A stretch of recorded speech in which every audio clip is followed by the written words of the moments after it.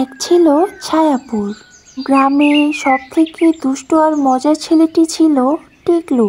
সে সবসময় অনেক দুষ্টুমি আর মজা করে বেড়াতো।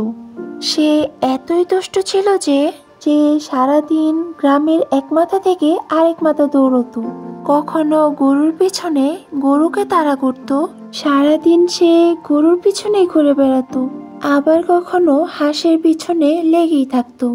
এভাবেই যাচ্ছিল আমাদের টিকলু মশাইয়ের দিনগুলো। আমার টিকলুটা যে সারাদিন কই কই ঘুরে বেড়ায়। সেই সকালে বের হয়েছে, এখনো বাসায় আসার নামই নেই। যাই ছেলেটাকে ডেকে নিয়ে আসি।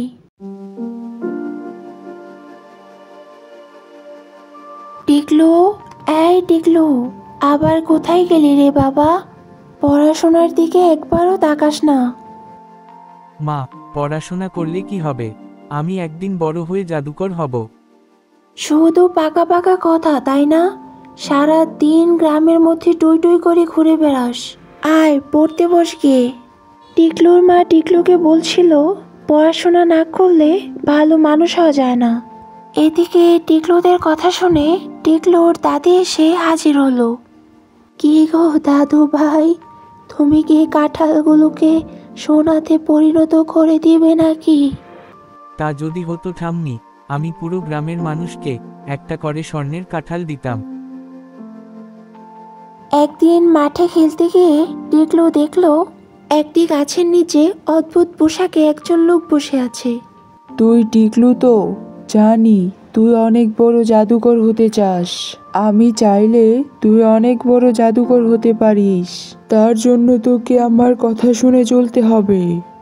আপনি কি সত্যিই জাদুকর? আমি তো মজা করেছিলাম শুধু। আপনি কি আমাকে জাদু শিখিয়ে দিতে পারবেন? এই নে এক জাদুর পাখি, যা বাড়িতে গিয়ে কাঁঠাল গাছে এই পাখিটা বসিয়ে দিবি।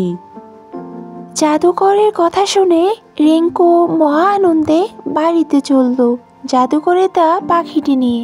বাড়িতে এসে রিঙ্কু পাখিটাকে গাছটা দেখিয়ে দিল।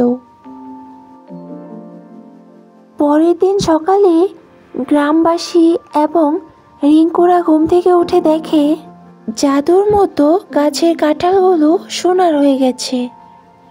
এই দেখো কাঁঠাল সোনার হয়ে গেছে, করে ফেলেছে। দেখো এ কি, এ দেখে সত্যি জাদু। টিকলু, তুই কি করলি রে বাবা?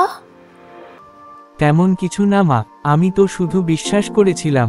দেখি সত্যি সোনার কাঁঠালের রূপান্তরিত হলো। এইদিকে সেই জাদুকরটাও হাজির হয়ে গেল।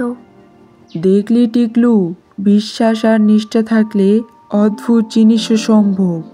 তাহলে আমি এখন থেকে দুষ্টুমি কম করব, ভালো কাজ করব, যাতে আমার ভিতরে জাদু শক্তি বেড়ে যায়। আমরাও জাদু শিখবো।